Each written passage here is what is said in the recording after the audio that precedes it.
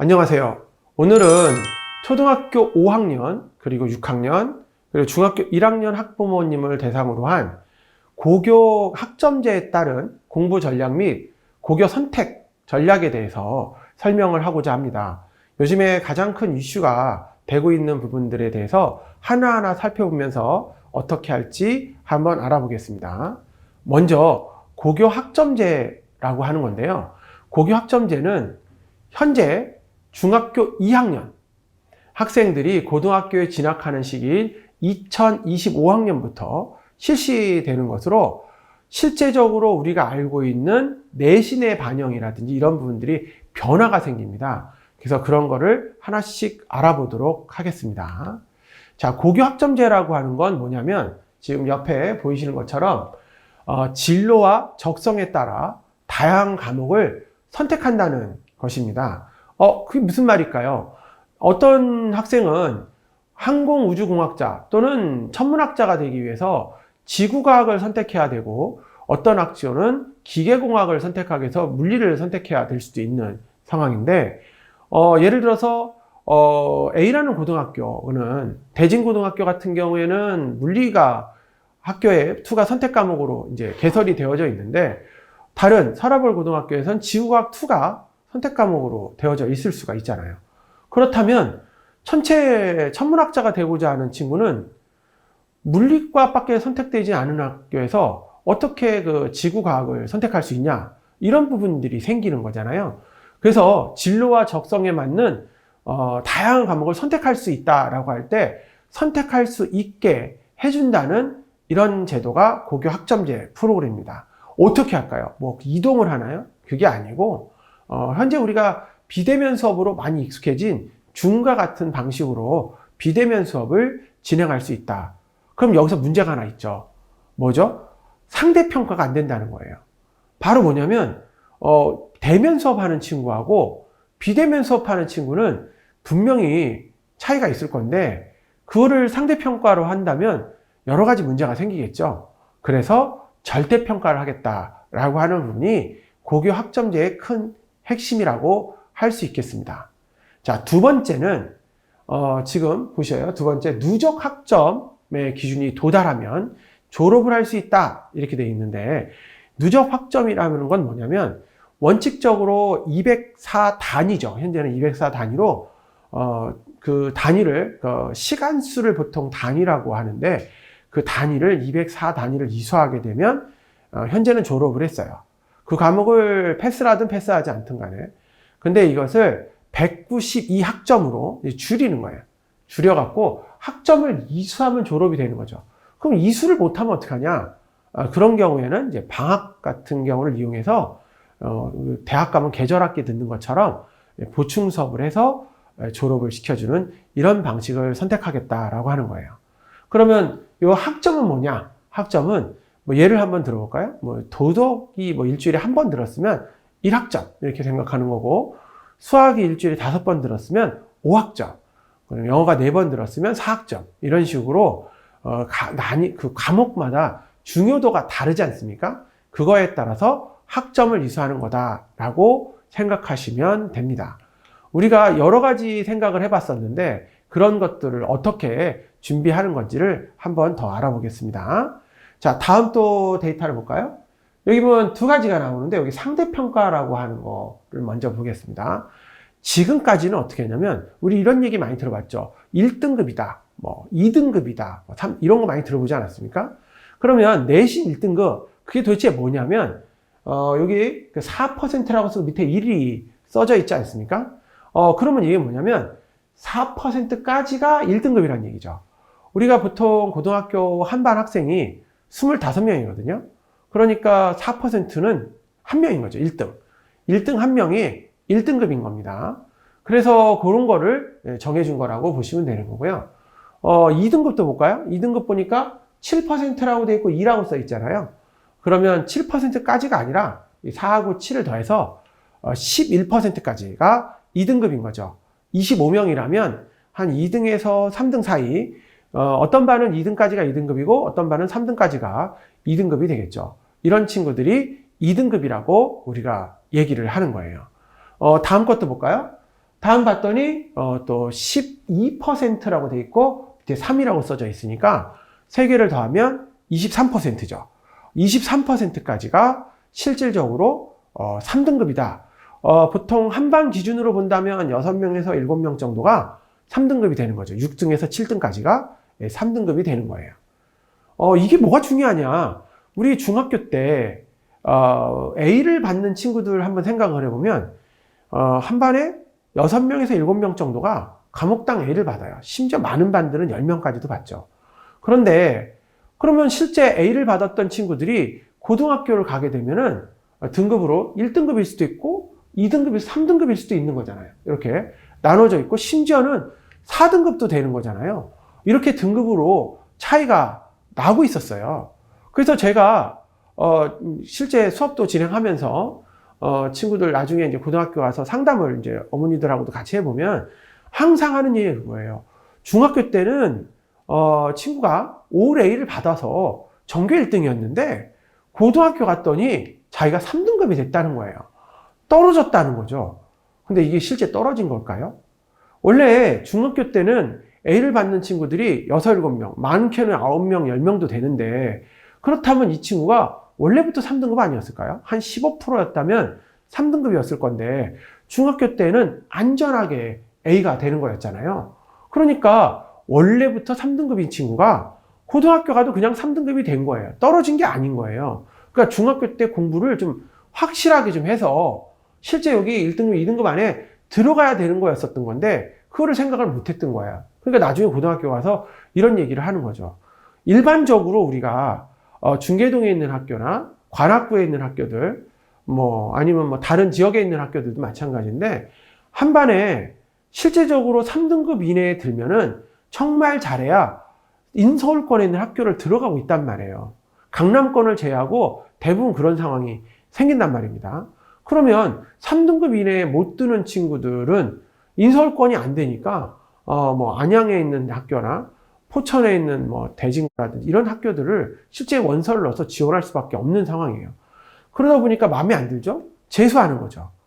재수해서 실제적으로 그런 친구들이 굉장히 많게 현재 나타나는 거잖아요. 그래서 제가 말씀드리고 싶은 거는 중학교 때 사실상 고등학교 가서도 좋은 성적을 받을 수 있도록 이렇게 준비를 하자라고 하는 걸 얘기를 합니다. 근데 여기서 문제가 하나 있죠. 현재 5학년이나 6학년, 현재 학부모님들, 중학교 1학년 학부모님들은 고등학교 갔을 때 이런 등급이 나오지 않는다는 거죠. 왜냐하면 고교 학점제가 되니까요. 등급이 안 나오고 고교 학점제가 뭐냐? 한번 표 좀 볼까요? 등급이 안 써져 있고 A, B, C, D, E라고 이렇게 절대적인 등급이 써져 있네요. 그게 A라고 하면 그러니까 중학교 때 하는 A 똑같은 거죠. A라고 되어져 있는 등급이 있는 거예요. 그러면 고등학교에서도 실제적으로 상대평가가 아니라 A, B, C, D라고 이렇게 등급이 나오게 된다면 그러면은 사실상 중학교 기준으로 봤을 때 A인 친구나 고등학교 기준으로 A인 친구가 거의 같을 수 있다는 얘기잖아요. 그러면 과거에 3등급 정도나 심지어는 4등급의 일부 아이들까지도 다 A를 받는다는 얘기니까 고등학교 가서는 상당히 내신이 많이 부풀리기가 될 수밖에 없는 상황이 된 거잖아요. 이거야 하위권인 학교들이나 이런 학교에서는 별로 상관이 없어요. 근데 상위권 학교는 어떻게 할까요?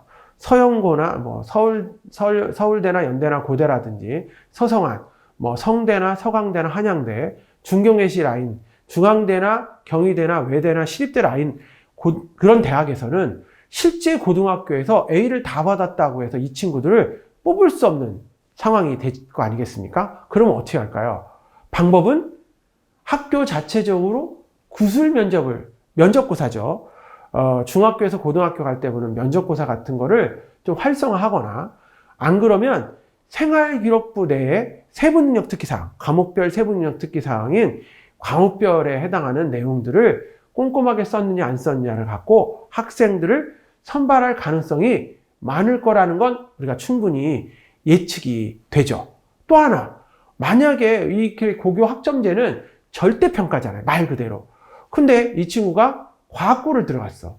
근데 과학고를 들어간 친구가 수학, 과학을 뭐 예를 들어서 1등부터 거의 제일 꼴등까지 A를 준다고 해서 절대평가인데 그게 잘못된 건 아닐 거라는 생각은 하시죠? 안 그러면 외고를 들어갔다고 치면 영어를 A를 전체 앞에 1등부터 시작해서 전체 제일 마지막 등수까지 A를 준다는 게 잘못된 거라고 생각되진 않잖아요.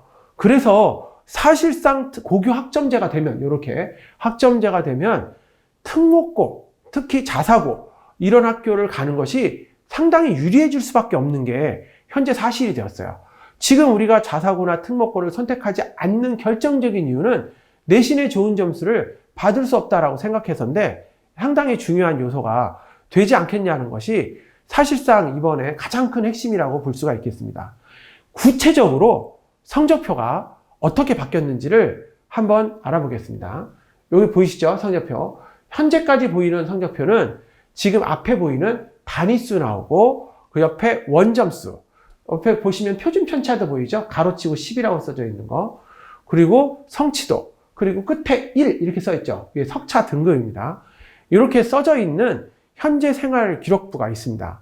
근데 고교 학점제가 되면 어떻게 바뀌냐면 옆에 보시면 이렇게 A라고 써져 있고요. 점수는 똑같은데 가로 10이 없네요. 표준 편차가 없어요. 그리고 등급이 몇 등급인지 써져 있지 않고 A를 32.4%를 줬다라고 밖에 안 써져 있습니다. 그렇다면 한번 생각해 보겠습니다. 이 친구가 원점수는 95점인데 이게 실제 95점인 점수가 532명 중에 100등인지 이 95점이 어떻게 보면 1등인 건지 알 수가 없지 않습니까? 그러니까 이 점수만 갖고는 이 친구가 잘하는 친구인지 못하는 친구인지를 알 수가 없단 말이에요. 그러니까 A는 그냥 A라고만 평가해 줄 수밖에 없는 거죠. 표준 편차가 만약에 있게 되면 거꾸로 계산해서 등수를 계산해 볼 수가 있는데 지금 이런 경우에는 등수가 없잖아요.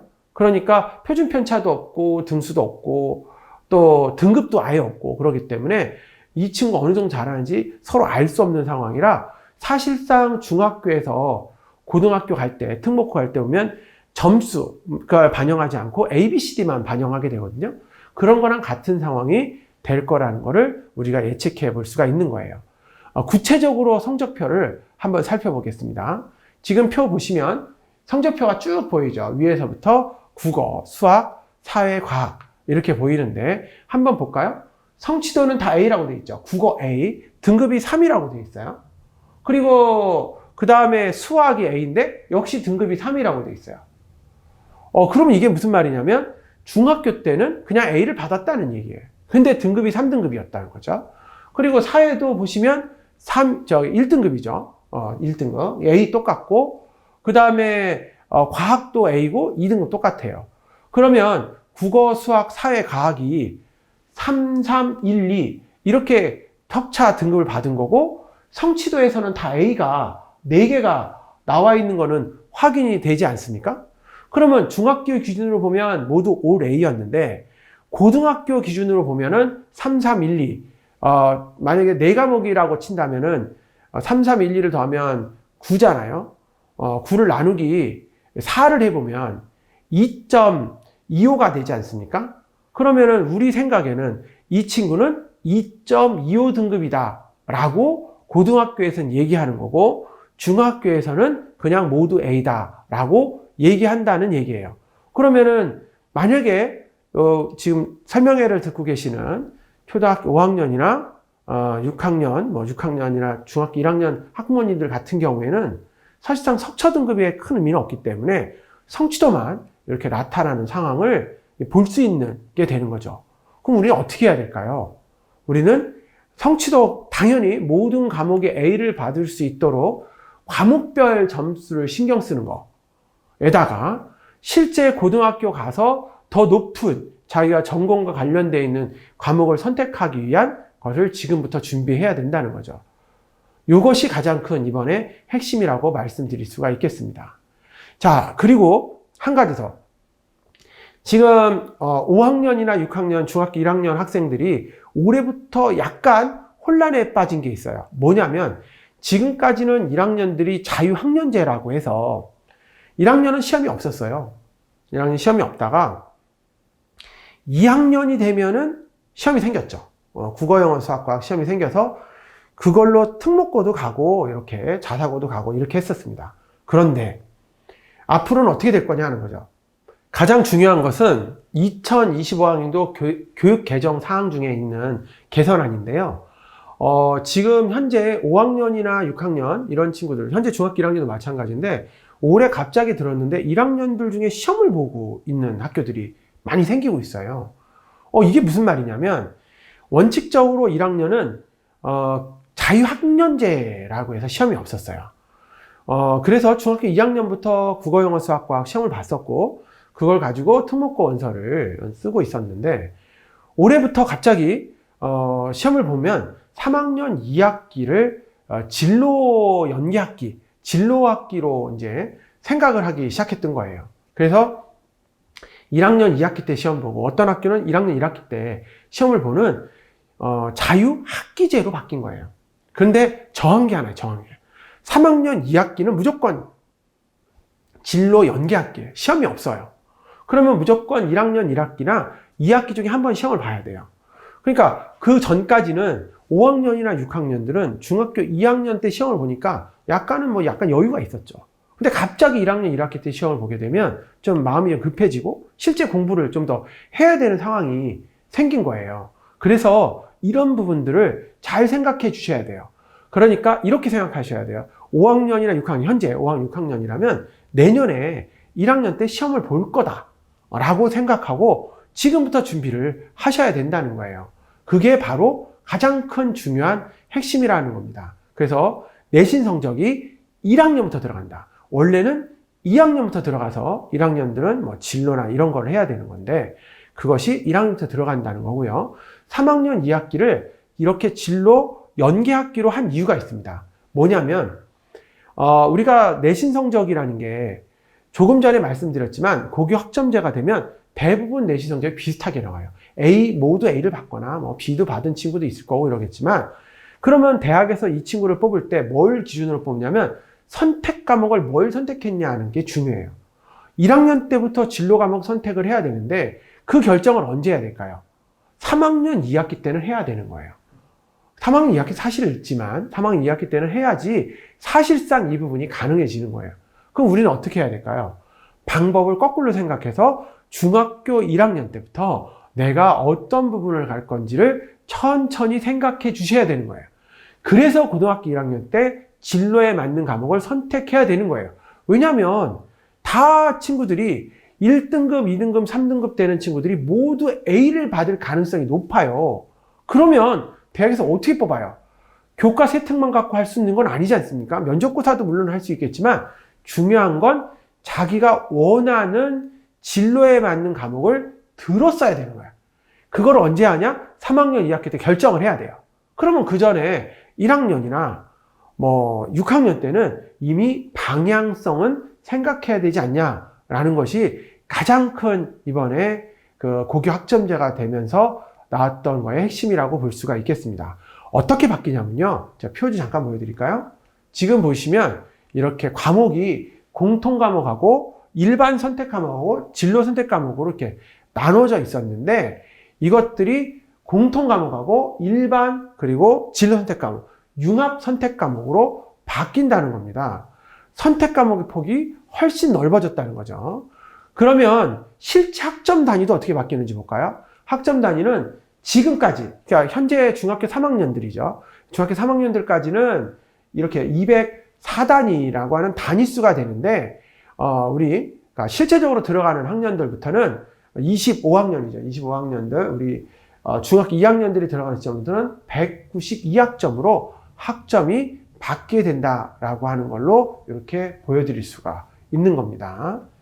자, 그러면 선택 과목에 대한 것들도 한번 볼까요? 이게 무슨 의미냐면, 자, 보세요. 지금 여기 공통 과목이라고 쭉 보이지 않습니까? 이게 공통 과목이에요. 공통국어, 공통수학, 뭐 공통영어, 한국사, 통합사회 이런 식으로 통합과학 이렇게 공통 과목이 있고요. 그 옆에 일반 선택 과목이 있고 그 옆에 진로 선택 과목, 융합 선택 과목이 있어요. 한번 우리가 예를 한번 들어보겠습니다. 만약에 내가 물리학과를 가거나 뭐 기계학과를 간다 그러면 당연히 공통은 누구나 듣는 건데 미적분이나 대수나 미적분, 확률 통계 같은 건 들어야 되겠죠. 그리고 선택 과목에서 미적분 투도 들어야 되겠고요. 그 다음에 아래 보이면 밑에 보면 과학 선택 과목 중에 그 전기와 빛이라든지 실제적으로 역학과 에너지라고 하는 부분들을 실제 들었어야지 사실상 도움이 되는 거죠. 뭐 예를 든다면은 우리가 다른 뭐 이렇게 과목을 뭐 지구과학과라 이렇게 한다면은 환경과라 한다면 밑에 있는 기후 변화와 환경 생태라고 하는 부분을 들었어야 되는 거죠. 그러면 지구과학도 듣고 이런 환경과 생태라고 하는 과목도 들어서 아주 세분화가 돼 있다는 겁니다. 이런 과목들이 같은 한 학교에 모두 개설된다는 것은 불가능한 일이지 않습니까? 그러니까 연계를 할 수 있게 해주겠다라는 것이 가장 큰 이번에 고교 학점제의 큰 특징이라고 할 수가 있겠습니다. 자, 어머니들, 저희가 이렇게 준비를 하면서 앞으로 변화가 어떻게 될지들을 한번 알아봤는데요. 지금 초등학교 5학년이나 6학년, 중학교 1학년 학부모님들은 이런 생각을 합니다. 제가 상담을 해보면 뭐라고 하냐면 이렇게 얘기해요. 학생들이 점점 줄어들어서 우리 학생들이 대학을 갈 때쯤이 되면은 좀 경쟁률도 여유가 있고 좀 그렇지 않습니까? 라고 해서 항상 그런 얘기를 좀 자주 듣거든요. 그래서 제가 표를 한번 보여드리겠습니다. 자, 보시죠. 이거는 이제 2023학년 3년 올해 기준으로 본 건데 올해 중학교 1학년 학생 수가 45만 명이죠. 현재 중학교 2학년이 42만 9천 명인데 중학교 1학년 학생이 오히려 늘었네요. 그러면 중학교 1학년 학생들이 사실상 자사고나 특목고를 갈 때 경쟁률이 올라간다는 거는 확실하게 알 수 있는 거죠. 학생 수가 늘었으니까요. 그럼 6학년은 어떨까요? 더 늘었네요. 45만 9천 명. 5학년은요? 더 늘었죠. 47만 명. 5학년들이 이렇게 태어날 시기에는 대한민국에 어떤 일이 일어나는지 모르겠네요. 숫자적으로 숫자가 많이 늘었습니다. 그러면 무슨 뜻이냐면은 5학년 학생들이 특목고 입시를 하는 시점에는 사실상 상당히 높은 경쟁률이 있을 거라고 예상되는 거죠. 지금 중학교 2학년하고 비교하면 5만 명 정도가 는 거예요. 굉장히 많이 는 거죠. 10%가 넘게 늘었으니까. 4학년이나 돼야 좀 줄어들기 때문에 사실상 숫자는 4학년이나 3학년 정도 돼야 현재 중학교 2학년 수준이 되는 거네요. 그러니까는 사실상 숫자적으로 봤을 때는 현재 5학년, 6학년, 1학년들은 긴장을 넣지 말고, 긴장의 끈을 넣지 말고 정말 열심히 공부해야 사실상 특목고나 자사고 입시에 성공할 수 있는 학년이라고 보여주는 거라 제가 살짝 이렇게 내용을 갖고 왔습니다. 좀 흥미로운 데이터죠. 그래서 한번 봤습니다. 그리고 우리가 이제 그렇다더라 라고 하는 얘기들을 정말 많이 하고 있어서 그런 얘기에 대한 것들을 제가 한번 보여드리려고 생기부의 기재 변화가 뭔지도 알아보겠습니다. 이게 무슨 뜻이냐면은, 제가 이제 상담도 하고 수업도 해보면 친척 누가 있는데 이번에 서울대를 갔는데 이렇게 공부해서 됐다더라, 뭐 생기부를 어떻게 했다더라, 이런 얘기를 정말 많이 해요. 이번에 뭐 누가 카이스트를 갔는데 어때더라, 뭐 이런 얘기를 정말 많이 하거든요. 근데 그 친구들이 대학을 갔을 때, 지금 올해죠, 대학을 갔을 때 생기부는 이와 같이 교내 수상권도 반영이 되고, 그 다음에 자율동아리도 연간 한 개씩 반영이 되고, 뭐 물론 소논문이나 이런 것들은 안 되죠. 아주 전에 대학을 들어갔던 친구들이 소논문이라든지 이런 건 반영이 되는데 사실상 안 되잖아요. 봉사활동도 뭐 이렇게 반영이 되고 이랬었는데 지금 올해부터 대학을 들어간 학생부터는 아무것도 반영이 안 됩니다. 교내 그 수상 기록도 반영이 안 되고요. 그리고 자율동아리도 반영이 안 돼요. 물론 교내 수상 기록 같은 경우에는 선생님들이, 그 교과 담당 선생님들이 잘한 과목이 있다면 그거를 세특에 잘 녹여서 써줘요. 써주기 때문에 일부는 반영이 될 수가 있지만 사실상 수상 기록으로서 반영이 되지 않아요. 그리고 자율동아리도 교과별 자율동아리 같은 경우에는 담당 선생님들이 교과 세특에 잘 녹여 써줘요. 근데 실제적으로 그냥 진로와 관련되어 있는 자율동아리들은 사실상 어디에 써져 있지가 않아요. 그래서 이런 부분들이 이번에 바뀐 내용이고요. 개인 봉사활동 있죠. 우리가 특히 뭐냐면은 만약에 외교관이 되겠다라고 하거나 어쨌든 그런 부분이 된다고 하는 친구들은 국회에서 봉사를 하거나 시청에서 봉사활동을 하는 친구도 있었고요. 해외에서 번역 봉사를 하는 친구도 있었고 그랬는데 다 기록이 됐었단 말이에요. 근데 개인적으로 봉사활동한 거는 다 안 돼요. 그러면은 봉사활동 자체가 엄청 중요한 건 아니지만 학교에서 한 것들은 반영이 됩니다. 학교에서 한 거. 예를 들면 뭐가 있을까요? 학교에서 봉사활동이라고 해봐야 급식을 좀 도와준다거나 친구들 멘토링을 해준다거나 이런 것들이 조금 있겠죠. 그런 것들은 좀 도움이 될 수 있겠지만 사실상 개인적으로 봉사활동 하는 거는 하나도 반영이 안 되게끔 되어 있어요. 상당히 어떻게 보면 여러 가지로 변화가 된 거죠. 그러니까 누가 하더라 이런 얘기는 들으시면 안 됩니다. 그건 진짜 큰일 납니다, 진짜. 그래서 그런 게 아니라 우리는 우리가 바뀐 거에 맞춰서 사실상 준비를 해줘야 되는 거예요. 방과후 활동도요? 무시해요. 방과 활동도 반영이 안 되죠. 그리고 영재교육이나 발명교육 실적도 아예 반영이 안 되지 않습니까? 이런 것들도 사실상 어떻게 보면 중요한 요소가 아닌가 싶습니다. 지금까지 고교 학점제에 따른 공부 전략이나 고교 선택에 대한 내용들을 한번 알아봤는데요. 초등학교 5학년, 6학년 어머니들, 그리고 중학교 1학년 어머니들 어떻습니까? 많은 좀 생각이 많을 거라고 생각이 되어지는데요. 다음에는 대입 전형에 따라서 우리가 어떻게 공부할지에 대한 설명을 한번 드리려고 하는데요. 여러분들 궁금한 게 있다면 아래 댓글에 남겨주시거나 전화를 해주신다면 상세하게 한번 설명을 드리겠습니다. 그럼 여기까지 감사합니다.